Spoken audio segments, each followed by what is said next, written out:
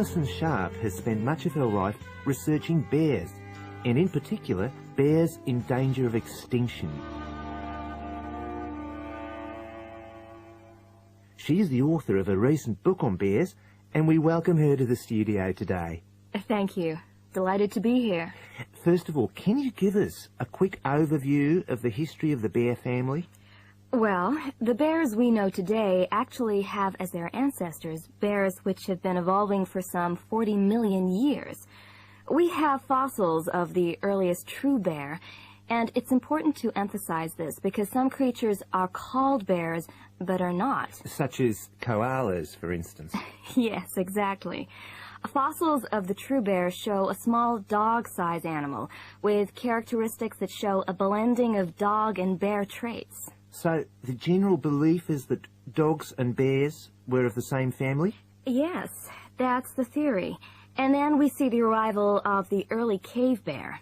We know from cave drawings that Neanderthal man used to worship this bear, and at the same time fear it. Understandable, perhaps. Yes, but they need not have worried because the cave bear only ate plants. Ah. In fact, the cave bear survived 2 ice ages, but then became extinct. So, how many bears can we find today? And are any of them in danger of extinction? Well, I'll answer your first question first. There are 8 species of bear in all, among them the American black bear and the brown bear, from which evolved the newest species of bear, the polar bear. So, how old is the polar bear? Oh, he's a relative newcomer, just 20,000 years old.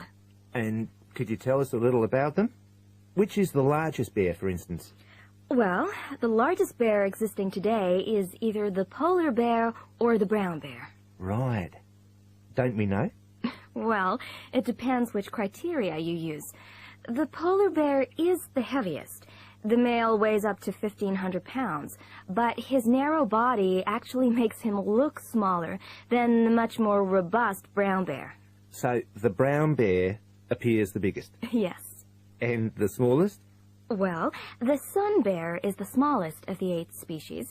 They only weigh between 60 and 145 pounds. That makes him a comparative junior. Yes. And then next we have the so-called giant panda. But that's a small bear too, comparatively speaking. And are all bears meat eaters? No, not at all. In fact, the giant panda is almost entirely herbivorous, living on a diet of 30 types of bamboo. Ah, yes, of course. Pandas are famous for that. And another interesting bear is the sloth bear, which eats insects, particularly termites. He can turn his mouth into a tube and suck the insects out of their nests. So, going back to my second question, are bears really in danger of extinction? Yes, indeed, they are. The sun bear in particular, as they've been hunted almost out of existence. And the habitat of the panda is also being reduced on a daily basis. Can anything be done to reduce the threat to these endangered species? I know, for instance, that it's very hard to breed bears in captivity. Yes. Well, I think that by raising people's awareness generally, we can reduce conflict between humans and animals, to stop the slaughter in parts of the world where bears are still hunted, supposedly in self-defense or to protect livestock, but often quite unnecessarily.